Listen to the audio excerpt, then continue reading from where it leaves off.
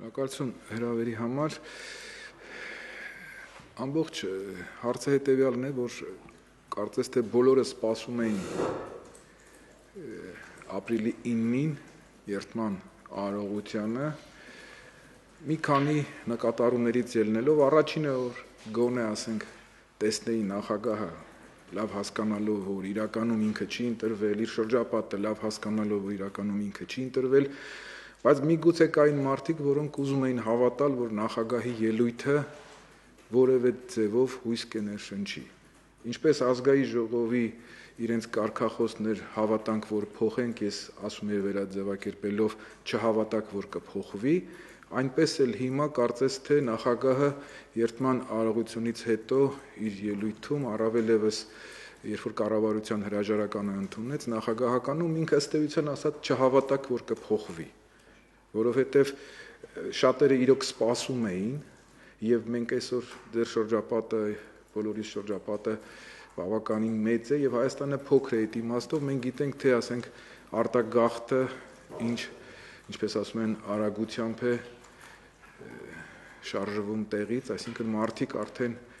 մարշրուտներով, գազելներով, ավտոբուսներով, ով որ կարողանում է ինքնաթիռի տոմսով գնում են եւ այսօր իշխանությունը ցույց տվեց, որ ինքը որևէ կապ չունի այս ժողովրդի հետ։ Նախագահի ելույթը կարծես թե արդարացնում էր, նույնիսկ ըստ էության քիչ մնաց գովար, ըստ էության գովեց կառավարությանը, չասելով թե իրականում ասենք ինքը ինչ ժառանգություններ ստացել ու կարծես թե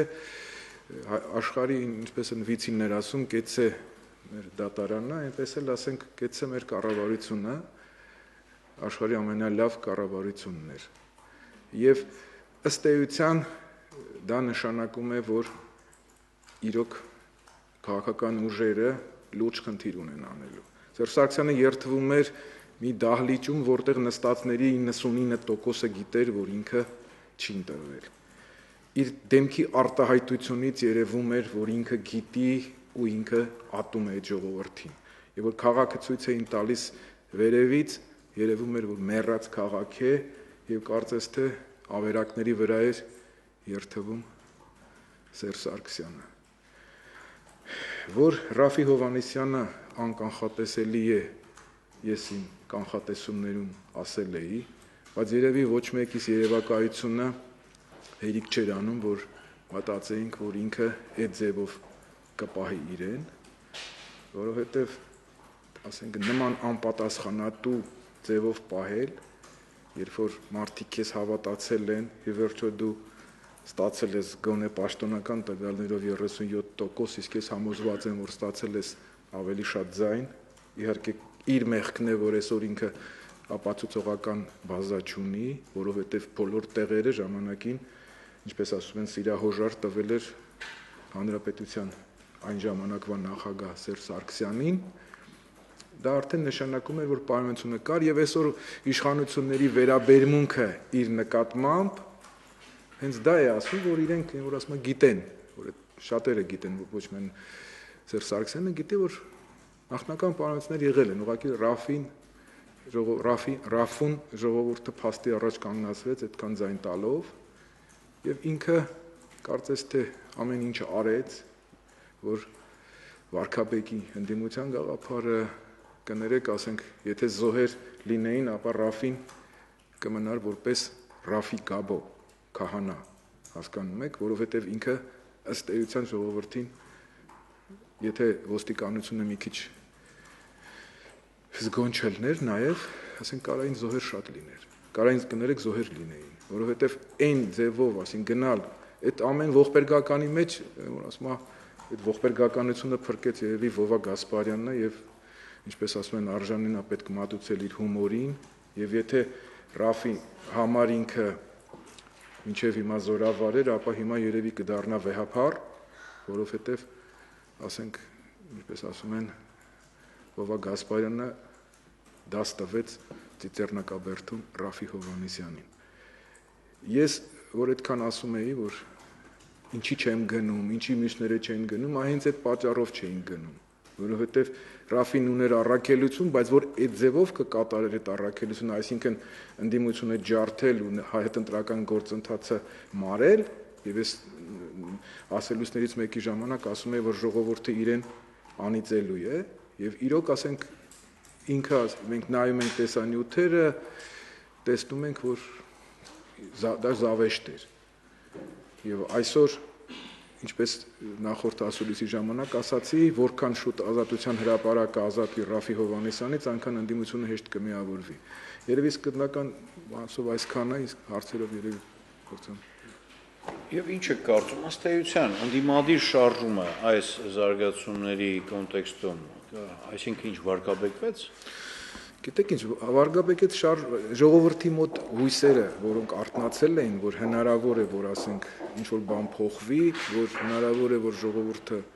քաղաքական ուժերի հետ միասին կարողանա իրավիճակ փոխել կամ գոնե համենայն դեպս իշխանությունները ստիպել գնալ լուրջ բարեփոխումների, խնդիրները ձևակերպել եւ լուծել, Ռաֆի Հովհաննիսյանը ամեն ինչը վերածեց զավեշտի։ Եվ նոր, ինչպես ասում են, իրավիճակ է ստեղծվել, երբ որ ժողովրդին, ինչպես ասում են, ինչ որ տեղ կներեք նաև ոնց որ աչքը վախեցնես, ու հիմա կարծես թե ամեն ինչ պիտի սկսվի 0-ից, ընդ որում 0-ից ավելի ներքև, որովհետև կրկնում եմ, ասենք ժողովուրդը, երբ որ մարդիկ կներեք, մարզերից եկել են, հասել են այստեղ, 2 օր ճանապարհ են կտրել եկել են, Ռաֆին ժամը 1-ի մոտ էր, ասում գնացեք ժամը 6-ին եկեք։ Հասկանում եք, ես չգիտեմ, ասում եմ, իմ երևակայությունը, երևի ոչ մեկ երևակայությունը Հայաստանում հերիք չեր անի, որ մտածեր կարող է սենց իրավիճակ լինի։ Երբ որ ասենք ինքը կներեք ժողովուրդը հավաքվել է, ինքը ուղարկում է տուն, ասում է գնացեք, չգիտեմ, երեխաներին կերակրեք եւ այլն, հետո ասենք 6-ին եկեք, հետո ասենք ինքը գնում է Ծիծեռնակաբերդ Վովա Գասպարյանի հետ։ Ես չգիտեմ, հասկանում եք, ես ասենք բացատրություն չկա։ Մենակ հարբած մարդը կարա այտենց ներողություն անկապ ձևով պահի իրան։ Ես կասկածներ ունեմ, որ Ռաֆին էլ էր հարբած։ Հասկանում եք, որովհետեւ երբ որ իր ելույթը նայում ենք ու ասենք իր շարժումները եւ այլն, կամ ասենք ինքը նախանձելով, որ Սերժ Սարգսյանը ասենք այդ բանից հետո ֆուրշետ է եղել, ասենք ինքն էլ այդ մեկից հետո գնաց իրանց ֆուրշետը արեցին, որովհետեւ այն ելույթը, որ հետո ես հրապարակում տեսնում եմ, ասենք որ ասում ոնց որ ուրիշ Ռաֆի է, էլի նման է Ռաֆուն, բայց մի քիչ ուրիշ Ռաֆի է։ Հասկանում եք, ասենք այդ իր ժեստիկուլացիան, ասենք իր պահվածքը, իր ելույթի, ասենք տեքստը, ես չեմ կարող հասկանալ։ Շատ լավ, ինչպես բացատրենք, այսինքն Ռաֆի Հովհաննիսյանը դարձավ իրավիճակի, արագ զարգացող իրավիճակի զոհը այդ առումով, իր ձեր ասած ոչ adekvat նաև ելույթով, կեցվածքով, թե պարզապես իշխանությունների դիրքորոշումը նրան բերեց դրան։ Դե, եթե կարճ ասեմ, ասենք Ռաֆի Հովհաննիսյանը կատարեց իր խոստումը, որ ասում էր Սերժ Սարգսյանը կերթվի միայն իմ դիակի վրայով, ինքը կներեք քաղաքական դիակ դառավ։ Այդ օրը դառավ քաղաքական դիակ։ Այդ իմաստով միակ խոստումը, որ կատարեց, դա էր, որ ասենք ինքը դառավ քաղաքական դիակ, որովհետև դրանից հետո ես չեմ պատկերացնում, ինքը ինչ պիտի ասի ժողովրդին։ Այսինքն կներեք, ասենք բոլորը հասկանում են իշխանությունը սարսափելի վատնա, իշխանությունը չի ընտրվել, իշխանությունը այս ժողովրդի որ ասում մղումը արտագաղթի, բայց երբ որ նայում են նաև ասենք տեսնում են, որ ընդդիմադիր ձայներից մեծ մասը ստացել է Ռաֆի Հովհաննիսյանը, նույնիսկ միգուցե հաղթել է, հասկանում եք, արդեն դառնում է զավեշտական։ Ես ծովինար, եթե չեմ սխալվում, Ղազարյանը, որ ասում էր ողբամ քեզ հայ ժողովուրդ, որ ասենք ում ես տվել ձայնդ, հասկանում եք, դրա համար տեսեք ես ինչ էի ասում այն ժամանակ, ասում էի բոլորը դուրս գան, ցուցակում թողնենք միայն Սերժ Սարգսյանին, եւ այդ ժամանակ հստակ կերևար, որ Սերժ Սարգսյանը առանց կեղծիքների անգամ չի կարող հավաքել 50% + 1 ձայն, եւ այդ ժամանակ, երբ որ ընդդիմությունը հավաքվեր հրապարակում, որևէ մեկը չէր ունենա, այսինքն այդ իրավերագրած ձայներ եւ ինչպես ասում են ամբիցիաները որևէ մեկի չէր խոսի։ Եվ այսօր նաեւ ես իմ առաջարկը ունեմ, որ քաղաքական ուժերին, որ պետք է ստեղծել միջկուսակցական խորհրդակցական մարմին, նաև ասենք, որպեսզի հնարավոր լինի նման բաներից խուսափելու համար, նաև որ ասենք այդ ինչպես ասում են մարմինը կարողանա ժողովրդի, ինչպես ասում են, ցասումին տեր կանգնել, ժողովրդի դժգոհությունը ձևակերպել եւ կարողանալ նաև այդ ձևակերպած խնդիրները հերթով լուծել։ Այստեղ երևաց անդիմության թուլությունը թե իշխանությունների ուժը։ Գիտեք ինչ, իշխանությունը ես ասել եմ, ասենք 4 տարի, երբ որ ավազի ժամացույցը ոնց է, չէ, ասենք որ շուռ են տալիս ու ժամանակը հաշվում են, ասենք հատիկները իջնում են եւ կներեք երևում է, որ որքան է պակասում։ Սերժ Սարգսյանի օրերը հաշված են, այս իշխանության օրերը հաշված են։ Ողբերգություն է, որ ասենք իշխանությանը հաջողվեց, ինչպես ասում են, կեղծ ընդդիմադիրի կերպար ստեղծելով մարել այդ շարժումը, եւ ես հենց սկզբից նախագահական շրջանում ասում էի, որ իշխանությունը ունի սցենար 3 հոգի կներեք Հայրիկյան, Բագրատյան եւ Ռաֆի Հովհաննիսյան, սցենարով Ռաֆի Հովհաննիսյանը պիտի ստանար 20 քանի տոկոս, Հայրիկյանն ու Բագրատյանի 5-6%, բայց այդ Հայրիկյանի մահափորձը եւ մնացած, ասենք, որ ասում սցենարը փոխվեց ժողովուրդը, երբ որ իր դժգոհությունը կենտրոնացրեց մեկ հոգու վրա, ինչպես ասում են, ձայն տալով Ռաֆի Հովհաննիսյանին։ Բայց իշխանությունը այդ ձևով չի կարող, որովհետեւ ի վերջո այստեղ նույնիսկ եթե ժողովրդի եւ իշխանության արանքում չլինեն քաղաքական ուժեր, ժողովուրդը մի օր, ինչպես ասում են, Չարենցի ասած, այդ սրբելույա տանի եւ բացի այդ ժամանակը ֆիքսած է արդեն։ Դա ասենք կներեք 18 թվականի, ասենք փետրվարի 18 կամ 19-ն է։ Այսինքն ես ասել եմ, որ Սերժ Սարգսյանը 4-րդ նախագահը Սերժ Սարգսյանի հետ կապ չի ունենալու։ Սերժ Սարգսյանը չի արել այնպես, որ ունենա իր իրավահաջորդը, որովհետեւ այսօր եթե նույն թիմում իրար միս են ուտում, երբ որ իրար վրա պատվիրում են հոդվածներ, արդեն երևում է, որ այդ մարդիկ հասկանում են, որ ինչպես ասում են, իրենց պախանը կներեք վատ վիճակում է եւ նաեւ արդեն ինչպես ասում են, ժամանակը աշխատում է ի վնաս Սերժ Սարգսյանի եւ թիմում իրար հետ հաշվեհարդար են տեսնելու եւ համոզված եմ, որ ժողովուրդը պիտի չսպասի դրան, թե ինչպես ասում են, վերևից իշխանափոխություն կլինի եւ այստեղ շատ կարևոր է, որպեսզի հրապարակը մաքրվի Ռաֆի Հովհաննիսյանից եւ տեսեք Լևոն Տեր-Պետրոսյանը ըստ էության շնորհավորելով Ռաֆի Հովհաննիսյանին չեկավ հրապարակ, դաշնակցությունը գնաց հիմա փոշմանել են, չգիտեմ շատերը այսօր գնացածները կներեք Արկադի Վարդանյան, Սարդարապատ շարժում, բոլորը ասում են, որ մենք վատ ենք զգում, որ այդտեղ ենք եղել։ Անդրեասի հետ միջև էի խոսում, հիմա էլ Անդրեասն ինքն է խոսում, որ անհասկանալի է, որտեղ ի վերջո հասկանում եք, ես ասում եի, չէ, այդ փորձը գնացեք տանը արեք, ասենք փուչիկը փչեք, առանց կապելու թողեք։ Տեսեք ինչ անկանոն շարժումներ է անում։ Այդ շարժումները Ռաֆին արեց, հաջողությամբ արեց, ու ոչ մի ֆիզիկոս, ոչ մի, չգիտեմ, գիտնական, նույնիսկ համակարգչով հնարավոր չի հաշվել, թե փուչիկը ինչ շարժում կանի, եթե ասենք բերանը չկապես փչած վիճակում թողնես։ Շատ լավ, ինչի ընդդիմությունը, ընդդիմադիր այլ ուժերը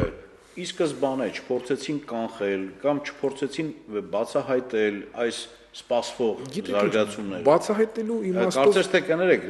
пассив դիտողի դերում սպասում էին, թե ինչ կկատարվի, որի վրա միգուցե իրենք կարողանան կառուցել իրենց համար ապագա տակտիկա։ Տեսեք, ենթադրենք, ասենք եսին վրա եմ ասում, ասենք ենթադրենք մենք գնում ենք հրապարակ, խոսում ենք։ Դրանից հետո Ռաֆին մի հատ քայլ էր անում, մենք պատկերացրեք, ես ենթադրենք ամսինին գնացած լինի, հետո պարզվեր որ Ռաֆին ժողովրդին ուղարկում է տուն, հետո չգիտեմ ինչ։ Այսինքն բոլորը այդ թվում նաև Լևոն Տեր-Պետրոսյանը եւ ասենք շատ անհատ քաղաքական գործիչներ, նաև քաղաքական ուժեր իրենց համար պարզ չէ Ռաֆին ինչ է անելու եւ քանի որ ինտուիտիվ բոլորը հասկանում էին, որ ասենք ինքի իշխանությունների հետ կոնտակտի մեջ է, վստահ չէին իրենք հիմար վիճակում չեն հայտնվի։ Հասկանում եք։ Նու պատկերացրեք, տեսեք, վնասը որն է, ասենք ենթադրենք ՀԱԿ-ը ուզում է անել հանրահավաք, եթե անի Մատենադարանում կասեն, տեսեք, չի գնում, որպեսզի Ռաֆին ձեռքով չբարև։ Եթե անեին Ռաֆի հետ միասին կամ համենայն դեպս գնային, հետո չգիտեն Ռաֆին իրան ոնց կպահեր։ Հասկանում եք, այսինքն նայեք, Ռաֆի Հովհաննիսյանը զբաղացրել է մինչև ապրիլի, չգիտեմ քանիսը, Ազատության հրապարակը նաև հայտեր է ներկայացել, որպեսզի թույլտվություն ստանա, ասենք, այդ հանրահավաքները անելու։ Հիմա դա նաև կներեք խնդիր է լուծում, որպեսզի չթողնի ընդդիմություն, որտեղ ի վերջո ամենաակտիվ շրջանը դա հետընտրական շրջանն է։ Այսինքն այդ ժամանակը հնարավոր փոփոխություններ անել, այդ ժամանակը հնարավոր այդ լիցքը կուտակված լիցքը ուղղել ինչ որ ուղղությամբ։ Բայց մենք տեսանք, որ Ռաֆի Հովհաննիսյանը, ինչպես ասում են, Ռաֆի Հովհաննիսյանին հաջողվեց ամենայն դեպս վարկաբեկել այդ լիցքը, ես ուղղակի ափսոսում եմ։ Ես այսօր այդքան դաժան եմ խոսում կամ միջև հիմա խոսել եմ, անձի վերաբերյալ ես միշտ աշխատում եմ զգուշ խոսել, բայց երբ որ կա ժողովուրդ, որին կներեք, ասենք ոնց որ հիմար վիճակի մեջ են դրել, դրա համար ես որ ասում եմ ինձ իրավունք եմ վերապահում դες դաժան խոսելու։ Այսինքն Ռաֆին նվազեցրեց ընդդիմության կոնսոլիդացիայի հնարավորությունները ապագա։ Իհարկե։ Շուրջ հարցերը ես տվեցի։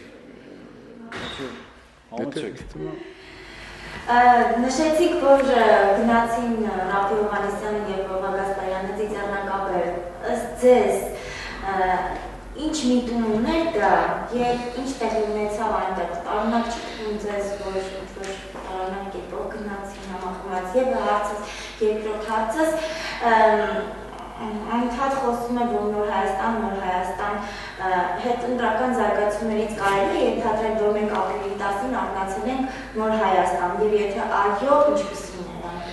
Ուրեմն թե ինչու գնացին ծիծեռնակապ, դա իմ համար օրինակ, ես չգիտեմ, Ռաֆին կարող է բացատրել, ասենք, որևէ տրամաբանություն չկար ծիծեռնակապ գնալու, մանավանդ երբ որ ժողովուրդը, ասենք, իրենից ուրիշ բաներ պահանջում, համենայն դեպս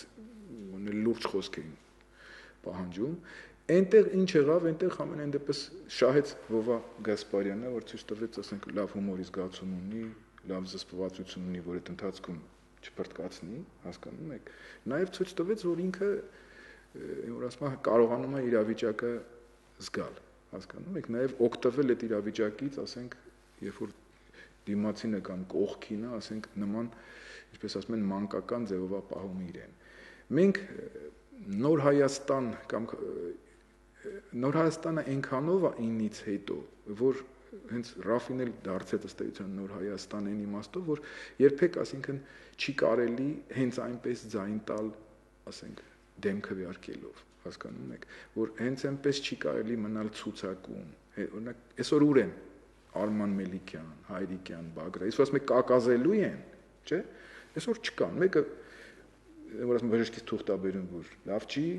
մեկը, ասենք, ձերբակալված է, Արմանը անհասկանալի է, Արմանը ամենաշատ ապացույցների բազա ունի Արմանը, բայց Արմանը անհասկանալի ձևով լռում է եւ չներկայացեց համանդրական դատարան, Բագրատյանը ասեցինք, ինչպես ասում են, կակազումական ընդհանրապես չի խոսում, Անդրեասը ինչ որ փորձեց քայլեր անել Ռաֆի կողքը, հետո հասկացավ, որ հիմար վիճակում է հայտնվել, Նոր Հայաստանը այնքանով, որ իշխանությունը ժողովրդի հետ որևէ կապ չունի, ընդդիմությունը մաքրվում է, մնացել էր մի հատ կեղծ ընդդիմադիր, դա Ռաֆին էր, որը ասել էինք մենք, ու որ ասում է պայթեց այդ փուչիկը, ու այդ իմաստով նորն։ Այսինքն մաքուր ժողովուրդը պիտի, այսինքն ընդդիմությունը պիտի հավաքվի, ստեղծի այդ մարմինը միջկուսակցական, բաց լինի ժողովրդի հետ, որ չպարզվի, որ ասենք այսօր մենք ինչ որտեղ իրար հետ հանդիպում ենք կամ ժողովրդի ներկայությամբ հանրահավաք լինում, հետո պարզվում է, որ իրար նամակներ են գրել իշխանությունը ու ընդդիմությունը, հասկանում եք, բաց պիտի լինի, որ ասում է չի կարելի, ասենքն ժողովրդին խաբել։ Այսինքն դա նոր Հայաստանը մաքրվեց, ոնց որ Ռաֆին ես որ ասում էի, եթե Գեղամյանին, Արթուր Բաղդասարյանին, չգիտեմ մյուսներին ժամանակ պահանջվեց, որ ասենք ժողովուրդը համոզվի, որ ասենք իրենք կեղծ ընդդիմադիր են, ապա այստեղ շատ կարճ էր ժամանակ, ես որ ասում էի շուտ է բացահայտվելու, միանգամից երևաց։ Ես ասենք, եթե նայենք հիմա իմ հոդվածների, իմ հարցադրի վերնագրերը, հասկանում եք, ես որ ասում եմ Ռաֆի կամ Տերես, դա էլ է վերնագիր գնացել, կամ Տերես ստացած ձայներին, կամ Սերժ Սարգսյանն է քո տերը։ Երևաց որ Սերժ Սարգսյանն է իր տերը։ Նույնիսկ Վովա Գասպարյանն է իր տերը, հասկանում եք։ Դուք նշում եք, որ բոլորը կշնորհավոր են, այդ թվում նաև Ռաֆի Հովհաննիսյանը։ Ինչ եք կարծում, Ռաֆի Հովհաննիսյանը վերջում կշնորհավորի, թե ոչ բաց այդ։ Չէ, տեսեք, ես տենց բան չեմ ասել։ Ես ասել եմ, նույնիսկ չէ, մի րոպե, ես ասել եմ նախնական սցենարով այդ 3 հոգին պիտի շնորհավորեին։ Հետո երբ որ արդեն գործընթացը գնաց եղավ մահափորձ եւ այլն, ես նույնիսկ ուղիղ եթերով եմ ասել Սերժ Սարգսյան աչքից ոչ մեկը քեզ չի շնորհավորելու։ Հասկանում եք, որ ես ասում եմ նույնիսկ իրանց Ռաֆի վրա էլ հույս սկզբնական շրջանում կներեք, եթե հիշում եք, կներեք, նոտան երբ փոխվեց, սկզբնական շրջանում մինչև մահափորձը, Սերժ Սարգսյանը գուրգուրում էր այդ երեքին, գովում էր, իրենք էլ որևէ ընդդիմադիր ելույթ, ասենք ոչ Հայրիկյանը, ոչ Ռաֆին բարևելով գնում էր, Բագրատյանն էլ տնտեսական ինչ-որ բաներ էր ասում, Հայրիկյանն էլ իր կենսագրություններ պատմում կամ երգում էր, ես իրանց սցենարը դա էր, եւ այսօր որ կատաղած են Ռաֆիի վրա իշխանությունները, որովհետեւ տենց պայմանություն իրանց մեջ չի եղել, ինքը պիտի շնորհավորեր, հասկանում եք, բայց ինքը այդ ժողովուրդը իրան ստիպեց, ինչպես ասում են, ուրիշ ձևով պահել, բայց քանի որ ինքը կանխատեսելի չի եւ նույնիսկ իր համար սցենարը փոխվել է, Բագրատյանը արդեն ամոթից շնորհավորեց, Հայրիկյանը էլի ամոթից շնորհ, բայց նախնական սցենարով տեսեք, եթե գնում են իմ ընկերների վրա, չգիտեմ, ճնշումներ են անում, իմ հեռախոսը լսվում է, իմ դեմը փակում են էֆիրը, ոնց որ մենք այսօր ենք տեսնում նաև շարուն արդեն սկսվավ գործընթացը, որ պակասեց եւ կպակասի, հասկանում եք, դա արդեն նշանակում է, որ իրենց համար, ինչպես ասում են, ընդդիմադիրը եւ ինչ որ պես ասում գլխացավանքը ես եմ, ոչ թե Ռաֆին այն ժամանակ։ Հիմա Ռաֆին, ասենք, որ ասում են, իրանք Ռաֆին կարողացան մի քիչ սցենարից դուրս եկավ, բայց դաս տվեցին, վերջի դասը տվեց Վովա Գասպարյան, հասկանում եք ինչ եմ ասում։ Այսինքն, որ այսօր ողբերգությունն է, չէ՞, ըստ էության ոչ մի կուսակցություն, բացի օրինակ երկրից, չի շնորհավորել Սերժ Սարգսյանին։ Եթե նայում ենք, տեխնացուները չեն շնորհավորել, բաները, Վարգավաճը չի շնորհավորել, Դաշնակցությունը չի շնորհավորել, ՀԱԿ-ը չի շնորհավորել, Ժառանգությունը չի շնորհավորել նաև տեխնացու ունենալու։ Այսինքն, եթե մենք նայում ենք, մենք տեսնում ենք, որ ըստ էության Սերժ Սարգսյանը քաղաքական ուժերի ոչ միայն ժողովրդի, այլ նաև քաղաքական ուժերի, օրինակ ֆորմալ իմաստով չեն շնորհավորել, հասկանում եք։ Ասացիք, որ Վարգավաճը չի շնորհավորել, իսկ կարելի է ենթադրել, որ Վարգավաճը հանդիսկա ամենագետից ընդդիմադիր դիրքերից։ Գիտեք ինչ, ֆորմալ առումով Վարգավաճը իհարկե ընդդիմություն է, թե իշխանության դու մաս չես, ապա ընդդիմություն ես։ Հիմա դա կկոչվի այլընտրանք, ասենք ոչ իշխանություն ես, ասենց ասենք, ոչ իշխանություն ես։ Հիմա Վարգավաճը արդեն, ինչպես ասում են, ժամանակ անցել է, երթման արարողություն շնորհավորելու իմաստը որն է, արդեն իրենց Ծառուկյանի մասնակցությունը մենք հասկանում ենք, դա ակցիա էր, չմասնակցությունը ավելի ճիշտ, ակցիա էր։ Հիմա իր կուսակցությունից ով կմասնակցի եւ այլն, դա երկրորդական, կարևորը Ծառուկյանն է, որը հստակ, ինչպես ասում են, չմասնակցեց։ Դաշնակցությունը հայտարարեց, որ չի մասնակցելու, ՀԱԿ-ը ակնհայտ է, որ չէր մասնակցելու։ Այսինքն Սերժ Սարգսյանին այն որ հրավիրել էին, ասենք, այդքան մարդ, իր համար, որ ասում է, այդ 3 թված ուժերից գոնե մեկի մասնակցությունը շատ ավելի կարևոր էր, քան թե այնքան, ասենք, որ դեկորատիվ կամ չգիտեմ ինչ որ մարդկանց հրավիրել էին։ Մարդիկ, որոնք, ասենք, իրենք էլ գիտեին, իր դեմքից երևում էր, Սերժ Սարգսյանի դեմքից երևում էր, որ ինքը չի ընտրվել։ Այդ դեմքով նայեք աշխարհի բոլոր երկրներին ցույց են տալիս, ասենք, ինագուրացիաները։ Այդ դեմքով տեսել եք որևէ մեկը երթում տա։ Չկա այտենց դեմքով երթում տվող։ Այդ արդեն նշանակում է, որ հենց այդ, ասենք, 100 տարի, 1000 տարի անցնի, ասենք, այդ համր կադրերը ցույց տան, ասեն, ընտրվածը կկասկածեն, որ այդ մարդը ընտրված է։ Շատ լավ, ապագա զարգացումների մասին փորձենք դիտարկել։ Կար հարց։ Իշխանության հնարավորությունը տեսնում եք ներսից կամ դրսից։ Ներսից դրսից են, բանի ասած կարգին սերիալ հաղորդման, ուրեմն իշխանափոխությունը բնականաբար ներսից կուզեն անել, ամենայն դեպս Սերժ Սարգսյանը կուզենա նաև նպաստել, որ իր հաջորդի հարց լուծվի, կարող է մի տարի, 2 տարի հետո փորձի, որտեղ ինքը հասկանում է, որ իրեն երաշխիք տվողներ են պետք, իսկ այդ ընթացքով իրեն երաշխիք տվող չի լինելու։ Ինչ վերաբերվում է դրսից, ապա ես համոզված եմ, որ ավելի շատ դրսից է լինելու, որովհետև ժողովուրդը ըստ էության,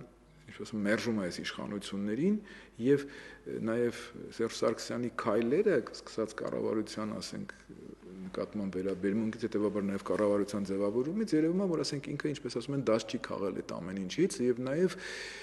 այն հանգամանքը, որ ինքը ըստ էության հենարան չունի, որովհետեւ նույնիսկ Ռաֆի Հովհաննիսյանը իրեն կներեք հաղթեց, չունենալով այդ ռեսուրսը, դա նշանակում է, որ եթե լուրջ քաղաքական ուժերը համախմբվեն, ապա համոզված եմ, որ ժողովրդի օգնությամբ, ժողովրդի հետ միասին իշխանափոխություն կլինի, ընդ որում գալու է մի իրավիճակ, որ նույնիսկ կարևոր չի, կրկնում եմ, ասենք, քաղաքական ուժերը, ասենք, կստիպեն, ոնց որ Ռաֆին ստիպեցին, Ռաֆին կներեք, որ ասում է, խոստովանեց, որ ինքը ընդդիմադիր չի ըստ էության։ Հիմա նույն ձևի հստակ, որ ասում է, տեստ է լինելու։ Ժողովուրդը ստիպելու է քաղաքական ուժերին, որտեղ մեր ժողովուրդը, ես այն անգամ էլ ասացի, որ ասենք, այս քվեարկությամբ նաև ցույց տվեց ինքը մի քանի գլուխ բարձր է քաղաքական ուժերից, հասկանում եք, ասենք, ինքը շատ ավելի ամուր է կանգնած այդ հողին, ինքը չի ծախվում եւ ինքը նույնիսկ անգամ հանրապետականի բերած ավտոբուսի մեջ կարող է նստի, բայց ասենք գնա դեմքը վերքի Սերժ Սարգսյանին։ Այսինքն Սերժ Սարգսյանը ես համոզված եմ, որ ինքը չի ձգելու մինչև 18 թիվ։ Հիմա ինքը կփորձի համակարգ փոխել, հիմա արդեն այդ ինչպես ասում են պահեստային տարբերակը, որ Ռաֆին կարար այդ փոփոխությունը անել համակարգ փոխելու համար, որպեսզի ասենք պարլամենտականով անցնեն, ասենք վարչապետ դնեն, իր հաջորդը լինի, ասենք իր ցանկալի վարչապետը, ասենք նախագահի պաշտոնը վերացնելով։ Բայց դա ես համոզված եմ չի հաջողվելու, որովհետև կրկնում եմ, կա ժողովուրդ, ու ժողովուրդը ցույց տվեց, որ նույնիսկ այդ ամսի 9-ին ժողովուրդը ցույց տվեց, որ կներեք, ասենք, մենք լսում ենք այդ խոսքերը, որ կները քաց ու տակ գցեն այն քաղաքական գործիչներին, որոնք խաբում են։ Եվ Ռաֆին, ես չգիտեմ, այն 12 աթոռի մեջ, որ ասենք ժողովուրդը գնում է հետևից, ասենք բանում Վասյուկի հետ կապված։ Հիմա նույն ձևի, ասենք իր համար այդ ամսի 9 Վասյուկի տարբերակներ Իզում ասեմ ինքը ժողովրդի վերջո պատժելու է, որ դա համար ասում են անիծելու է նախորդ ասոլիցի ժամանակ։ Հիմա ես համոզված եմ, որ նույն կերպ լինելու է, ասենք, ես չգիտեմ 12-ին ինքը ինչ երեսով է դուրս գալու ժողովրդի առաջ, բայց որ իշխանափոխություն լինելու է հստակ է, որ Սերժ Սարգսյանը չի ձգելու մինչև 18-ով ակնհայտ է։ Եվ ամենակարևորը, որ Սերժ Սարգսյանից դժգոհ է ոչ միայն ժողովուրդը, այլ նաև իր թիմը, եթե այդպիսի կա թիմ կա պարակտում, իրենից դժգոհ են ձեռներեցները, իրենից դժգոհ են կներեք օլիգարխները եւ այլն, որտեղ բոլորը տեսնում են, որ եթե նախկին երկու նախագահների ժամանակ, ասենք, ժողովրդի ինչ որ մասերը դժգոհ, ապա հիմա մենք տեսնում ենք, որ կներեք, ասենք, բոլորն են դժգոհ, չկա մեկը, ասենք, որ հենց ես պաշտոնական իշխանական թերթեր գիտեմ, որ խմբագրից բացի բոլորը դեմ են քվերկե Սերժ Սարգսյանին, հասկանում, բոլորը դժգոհ են։ Գիտնականը դժգոհ է, սպորտսմենը դժգոհ է, հա, ասենք, ընդհանրենք մի քանի հոգու, ասենք, անդադ ինչպես ասում են, ռեկլամում են իրենք կամ ասենք այդ մարդիկ են ռեկլամում Սերժ Սարգսյանին, բայց բոլորը հասկանում են, ասենք գիտնականը ինչի պիտի գոհ լինի Սերժ Սարգսյանից, ձեռներեցը ինչի պիտի գոհ լինի Սերժ Սարգսյանից, քաղաքացին, որը հարցում են չի արել, կարծեմ 40%-ից ավելի ուզում է գնա, այտենց արդեն երկրի անվտանգության խնդիր է, բանակի ձևավորման խնդիր է արդեն։ Պարոն Հարությունյան, հարց ունեք էլի։ Ընդդիմության կոնսոլիդացիան այս զարգացումներից հետո ինչ ձևաչափի, ինչ տրամաբանության մեջ եք տեսնում։ Ուրեմն մի տարբերակը, որ ասենք օգտագործելով քաղաքապետի ընտրությունները, ինչպես ահա միասնական շտաբ, բայց նաև դրան ներգրավեն նաև արտախորհրդարանական ուժերը, որ ասենք ինչպես ասում են օգնեն, նաև դրա հիմքի վրա էլ նաև հետագայում ձևավորվի, ասենք այդ միջկուսակցական խորհրդակցական մարմինը։ Դրա իմիջիալից մի հատ փորձ եղել է ժամանակին, ինչ 4-5 տարի առաջ, եթե չեմ սխալվում, ավելի շուտ երևի 2005-ին էր թե 6-ին էր Մանուչարյան Աշոտը, Վազգեն Մանուկյանը, Հայրիկյանը, ասենք փորձ արեցին, բայց ինչպես ասում են նպատակները այդքան ազնիվ չէր, որտեղ ասենք իրանք ավելի շատ ուզում են իրենց շուրջ չպիտի լինի։ Այստեղ պիտի լինի, ասենք եթե շուրջ է լինում, միշտ խնդիր է առաջանում։ Պիտի լինի, ասենք իր կանոնադրությամբ ֆիքսած, որտեղ այն ժամանակ հենց կանոնադրություն գրվեց, հետո սկսեցին խախտել։ Այսինքն մի նիստը Մանուչարյանը վարեց, մեկը Հայրիկյանը, մեկը Վազգեն Մանուկյանը, հետո նորից ուզում էին արդեն բանանել, որ արդեն հերթը հասավ, որ պիտի ուրիշները, ինչպես ասում են, նախագահեն, իրենք այդ մարմինը ծրեցին, հասկանում եք։ Այսինքն չպիտի լինի այդպես, որ ինչ որ որ ասում մի քանի հոգին պայմանավորվեն, որ եկեք մեր շուրջ, չկա այդպես շուրջ, այսօր ժողովրդի համար է եւ ժողովրդի շուրջ է։ Հասկանում եք, կամ պիտի մենք անենք այնպես, որ ժողովուրդը հավատա մեզ, որովհետեւ այսօր որևէ մեկը չպիտի ասի իմ ռեյտինգը այսքանն է, այնքան է, թե ինչքան է։ Չկա այդպես բան։ Կա ժողովուրդ եւ ժողովրդին պիտի մենք հարգենք ու ժողովրդի համար ծառայելով պիտի ստեղծենք այդ մարմինը եւ դրա կրկնում եմ, սաղմերը կարան դրվեն քաղաքապետի ընտրությունների հետ կապված։ Շատ լավ, հարց էստեղ։ Ես հարցից մի մասը մասամ ստացա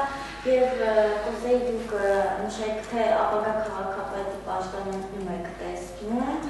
եւ եթե ձեզ համագործակցության առաջարկ դուք կհամաձայնեք թե։ Ուրեմն ես էլի նախորդ վերջի շրջանում ստացվել այնպես, որ ավելի շատ ես ինձ եմ ցիտում, ուրեմն ասեմ, ես ասել եմ, որ այս ընտրությունները պետք է քաղաքականացվի, որպեսզի ընդդիմությունը հաղթի, պիտի կարողանա քաղաքականացնել։ Ես համոզված եմ, որ հանրապետական կուսակցությունը հաստատ, որ ասում եմ 10%-ից ավել չունի, հասկանում եք։ Այսինքն եթե գնաց քաղաքական ընտրություն, համոզված եմ, որ ընդդիմությունը հաղթելու է։ Եվ այնտեղ շատ կարևոր է, որ ընդդիմությունը համագործակցի եւ ունենա, ինչպես ասում են, իր քաղաքապետը, ասենք ժողովրդի քաղաքապետը, եւ համոզված եմ դա նաեւ նախադեպ կլինի, որպեսզի ասենք իշխանությունը եւ ժողովուրդը ասենք տեսնեն, որ ինչպես ասում են, սկսվում է մի շրջան, որ ինչպես ասում են, իշխանությունը կամաց կորցնում է, հասկանում եք։ Եվ համոզված եմ, որ նաեւ քայլը պիտի լինի, կգնում եմ, ամբողջը գնալ Սերժ Սարգսյանի հրաժարականի վրա։ Այսինքն դա է, որտեղ իրավական տեսակետից պարլամենտի խնդիրը բարդ գործընթաց է, հրաժարականի հարցը կամ ամենից պարլամենտը ցրելը տեխնիկապես խնդիրներ կա։ Չնայած էլի հնարավոր է ժողովրդի ճնշմամբ, բայց կատում եմ, բայց այստեղ եմ որ ասում Սերժ Սարգսյանի դեպքը, այսինքն այդ հաղթանակից հետո ընդդիմությունը պիտի գնա նրան։ Մեզ այդ համագործակցությունը, ասենք մենք sense խնդիր չենք ունեցել, որ ենթադրենք որևէ ավականու մեջ, ասենք 1-2 հոգու անել, ասենք որ ուզենայինք ամեն դեպս այդ խնդիրը կարողենք լուծենք այդ մասնակցող ուժերի հետ կապված, որովհետև կրկնում եմ, մեր համար շատ կարևոր է, որ այդ ընդդիմությունները լինեն քաղաքական։ Ով կընտրվի, դա ասեմ ժողովուրդը ցույց կտա, բայց որ եթե այստեղ կներեք փորձեն ինչ որ ուժեր, ասենք, այդ թվում նաև ժառանգությունը խաղեր տան, ապա շատ հստակ երևալու է, որտեղ Երևանը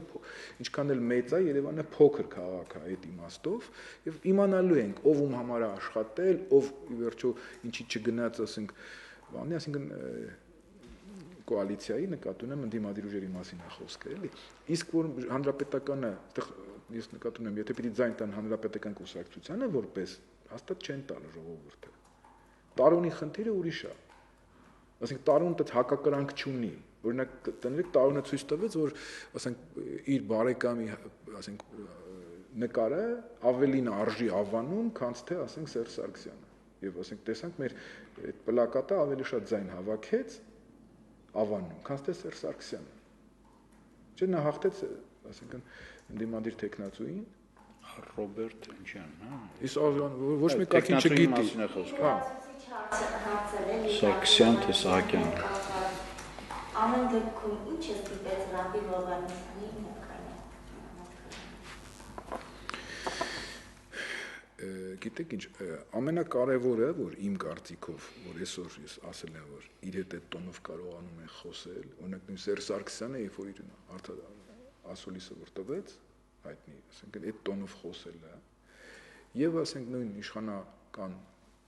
գործիչները, որ խոսում են այդ տոնով, իրենք համոզված են գիտեն այդ նախնական պայմանավորվածության գործարքի մասին։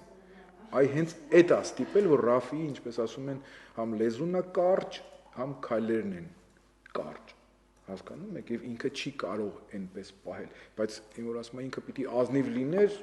որ ասում է ձևը գտներ գոնե, ինչպես ասում մեջտեղից դուրս գալու։ Ինքը կարար է տաներ։ Այդ միջկուսակցական խորհրդակցական մարմին ինքը պիտի ասեր, որովհետեւ նորից եմ ասում,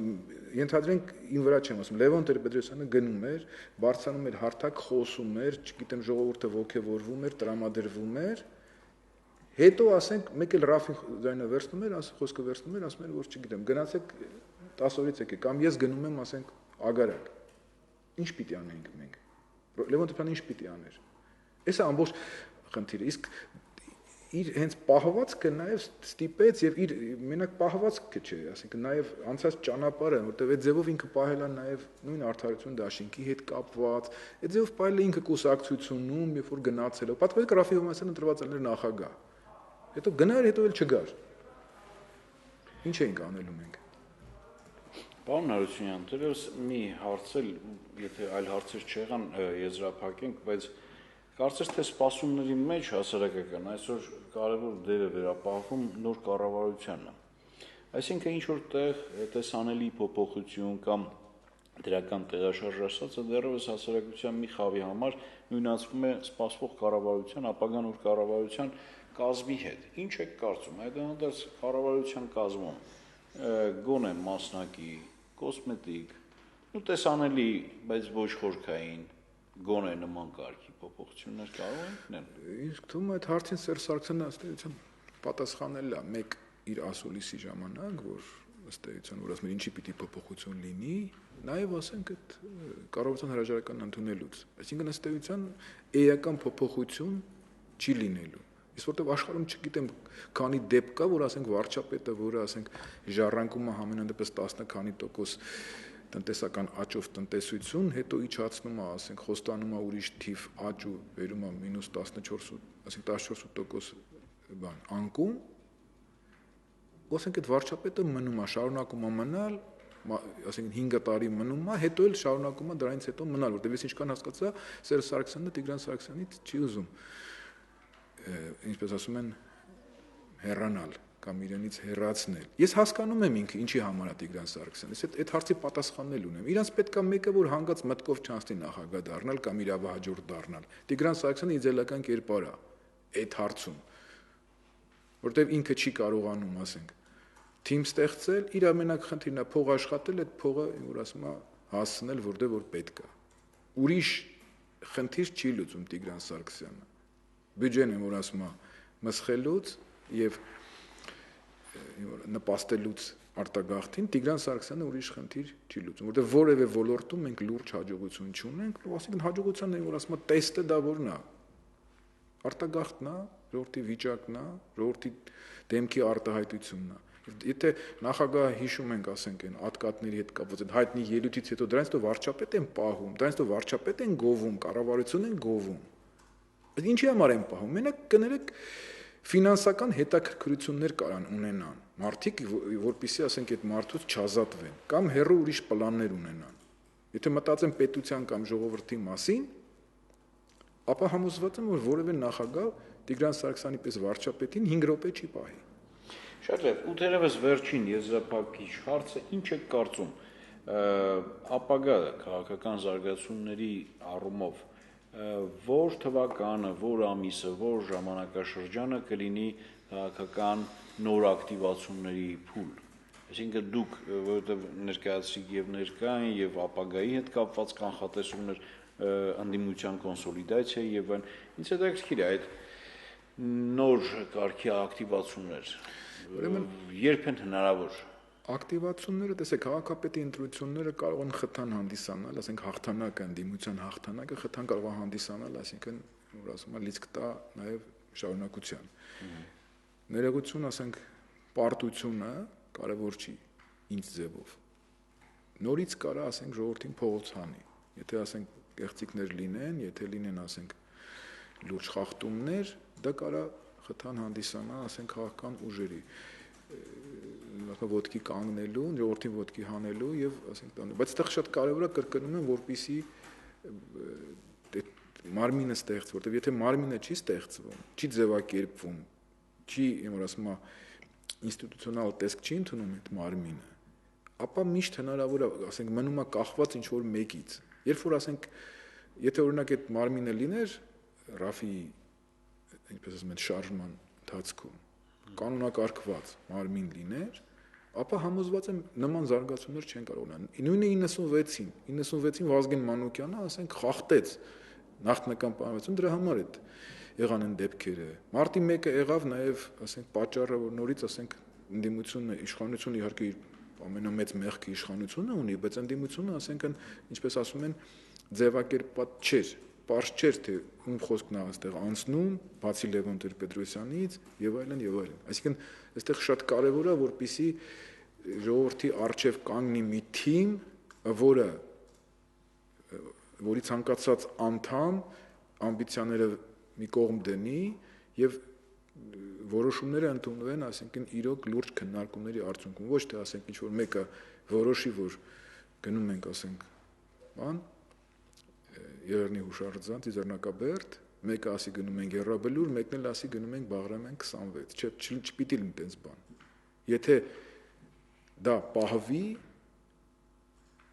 համոզված եմ, որ իշխանությունը այնքան թույլ է, Հայաստանում երբեք իշխանությունը այդքան թույլ չի եղել, երբեք։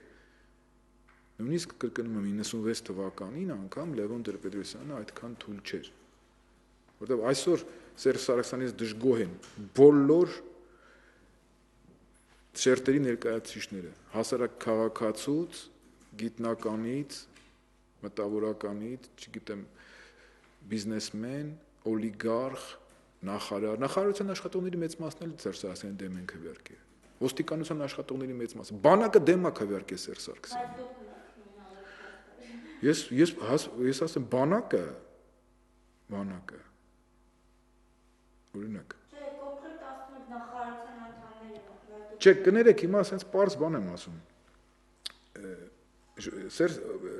Ռաֆի Հովհաննիսյանը մարդ չի տարել։ Մենք համոզված ենք, ինքը ռեսուրսը չուներ, որ մարդ պիտի տաներ։ Ժողովուրդը, ինչպես ասում են, ինքնահոս այդքան չի գնում։ Հիմնականում մարդ տարել են իշխանությունները։ Զինվորները, ես ասենք գիտեմ, որ ասենք շատ տեղերում անգամ։ Այսինքն կներեք, զինվորներին ուրիշ գրիչ են տվել, ասենք ուրիշ գույնի։ Հետո պարզվել է, որ ասենք օրինակ 1000 զինվորից, ասենք Սերժ Սարգսյանը ստացել է 300 ձայն կամ 300 դեմ է ստացել։ Չէ, որովհետև այդ զինվորը որ ասում եմ այլ մոլորակային չի։ Այդ զինվորը ունի իր ընտանիքը, չէ՞, ասենք ընտանիքը գիտի որ ինչ վիճակում է։ Այսինքն զինվորը հո Սերյան Օհանյանի ասելով կամ իր անմիջական ստարշինայի ասելով չի քվեարկելու։